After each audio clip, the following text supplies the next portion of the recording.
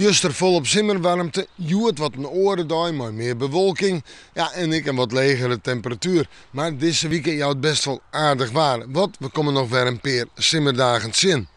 Joen en vannacht vrij helder waar, opklarend, ik dan wel een beetje bewolking, hier en daar wat damp en dan zo'n graden, op Arloon misschien 1 of 2 graden hoger. En de wind nog altijd in het westelijke richting waai en net al te sterk, steeds maar restig waar. Morgen dag, flink wat zinnen. Ik dan wel bewolking en de temperaturen morgen, ik denk dat we uitkomen om en bij de 17 graden heen. En dat wil zeggen 17 graden op het verste loon en misschien 15 of 16 op de Arloon.